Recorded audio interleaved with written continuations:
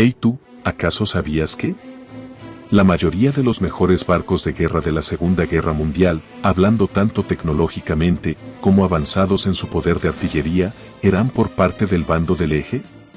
Quédate para conocerlo en este video. Sobre los 10 barcos de guerra más poderosos de la Segunda Guerra Mundial, cabe aclarar que la mayoría de estos buques no tuvieron buenos resultados en batalla, pero sí fueron los buques más poderosos de la época, capaces de destruir islas por sí mismos, siendo utilizados más que nada para la propaganda e influir miedo en el enemigo. Insignias de la Armada de cada país en combate. Número 10. El USS Alabama. Es un acorazado de clase Dakota del sur de la Armada de los Estados Unidos. Con un desplazamiento de 35.000 toneladas, con una velocidad de 51 km por hora, con 210 metros de eslora, 33 metros de manga y 11 metros de calado, teniendo un armamento principal de 9 cañones de 410 mm y 20 cañones de 130 mm. Fue asignado en 1942 y sirvió tanto en el Atlántico como en el Pacífico durante la Segunda Guerra Mundial. Fue dado de baja en 1947 y pasado a la reserva. Finalmente fue dado de baja en 1962 y 2 años después fue remolcado a la bahía de Alabama, donde fue abierto como barco museo en 1965 junto con el submarino USS Graham. Número 9. El HMS Rey Jorge V. Con un desplazamiento de 42.200 toneladas, con una velocidad de 52 km por hora, con 227 metros de eslora, 31 metros de manga y 10 metros y medio de calado, teniendo un armamento principal de 10 cañones de 355 mm y 16 cañones de 133 mm. Fue el buque insignia de la Marina Real Británica, votado en 1939. El 27 de mayo de 1941, disparó en 339 ocasiones sus cañones de 355 mm y en 660 los de 133 mm sobre el acorazado Bismarck. El Rey Jorge impactó repetidamente en la superestructura del Bismarck y fue el que dejó fuera de combate su armamento principal. A las 10:39 de la mañana, se hundía el acorazado alemán. Número 8. El USS Carolina del Norte. Con un desplazamiento de 44.377 toneladas, con una velocidad de 48 km por hora, con 222 metros de eslora, 33 metros de manga y 10 metros de calado, teniendo un armamento principal de 9 cañones de 406 mm y 20 cañones de 130 mm. Fue un acorazado de la clase Carolina del Norte de la Armada de los Estados Unidos, líder de su clase y el cuarto buque en ser nombrado en honor del estado de Carolina del Norte.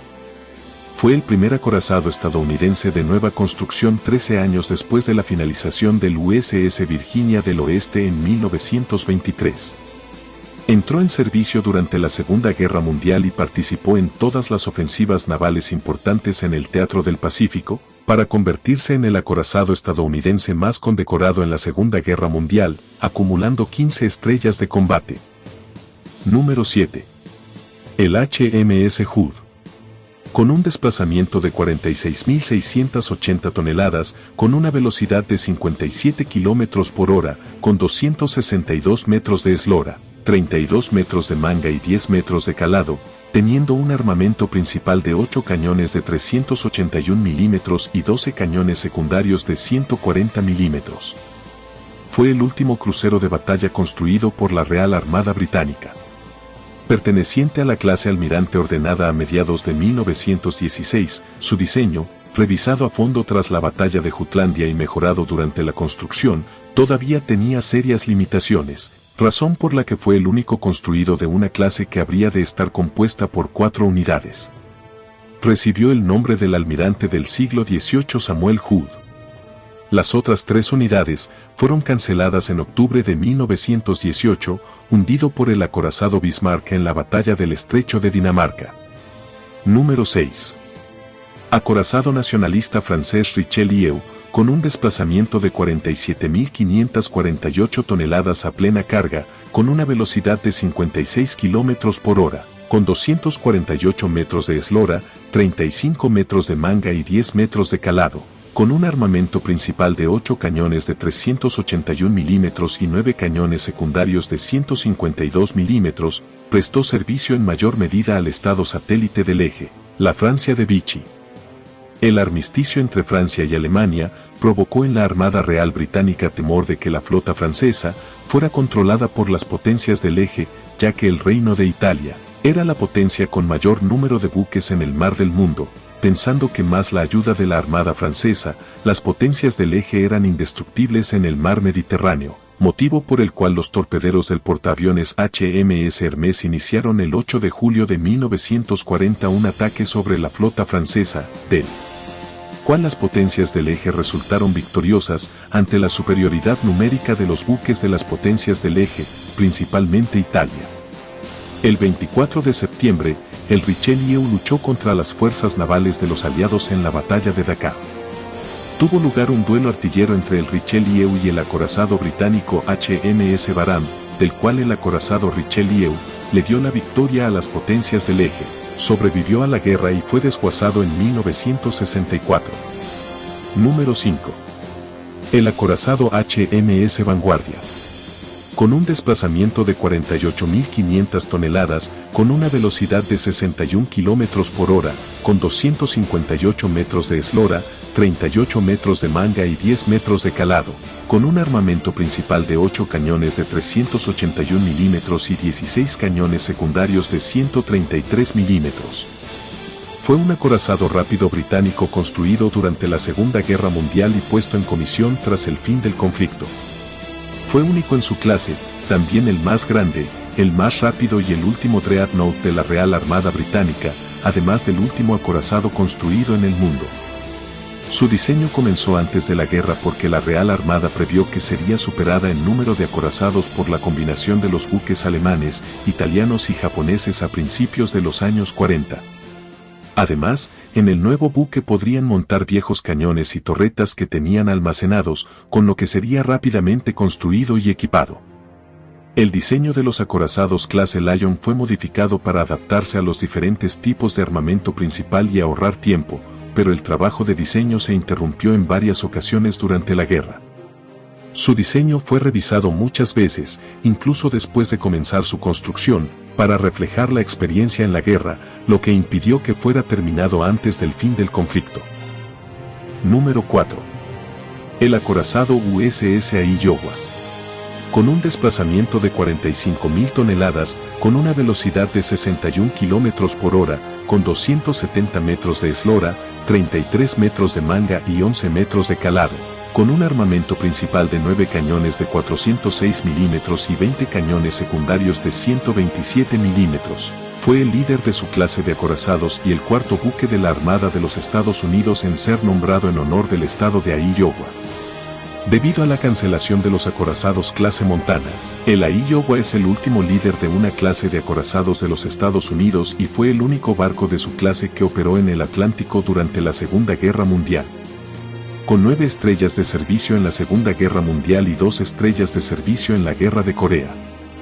Durante la Segunda Guerra Mundial transportó al presidente Franklin Delano Roosevelt a través del Atlántico hasta Teherán para un importante encuentro en 1943 con el primer ministro del Reino Unido, Winston Churchill, y el líder soviético Joseph Stalin. Es el único barco de la Armada norteamericana con bañera, un accesorio instalado para Roosevelt junto con un ascensor para desplazarlo entre las cubiertas del acorazado. El 26 de octubre de 1990 fue conservado como buque museo en Los Ángeles, California.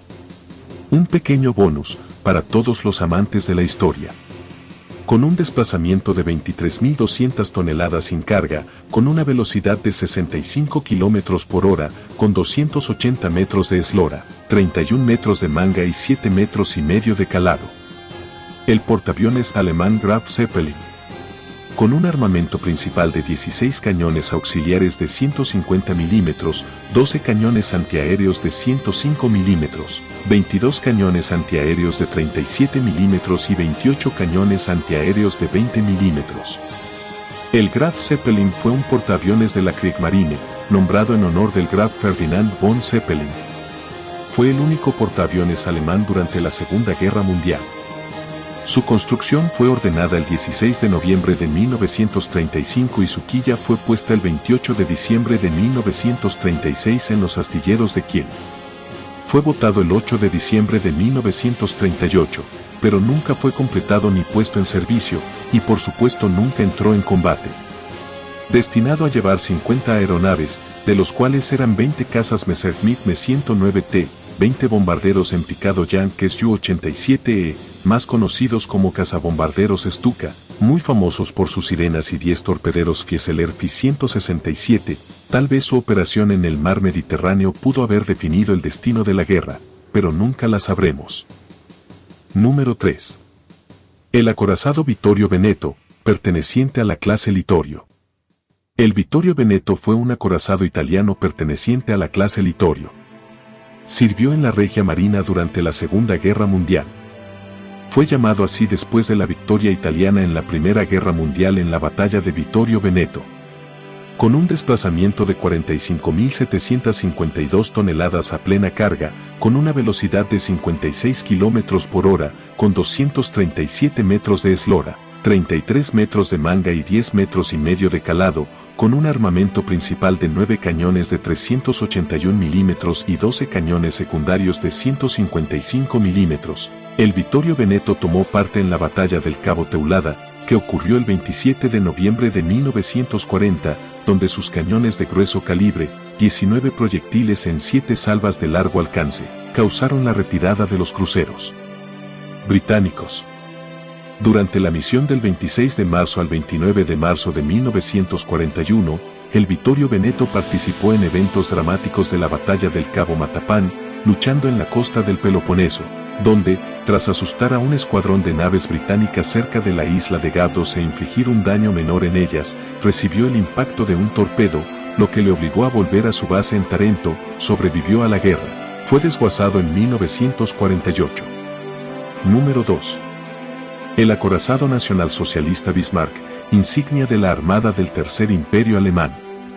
Con un desplazamiento de 50.300 toneladas a plena carga, con una velocidad de 55 km por hora, con 251 metros de eslora, 36 metros de manga y 10 metros de calado, con un armamento principal de 8 cañones de 380 milímetros y 12 cañones secundarios de 150 milímetros.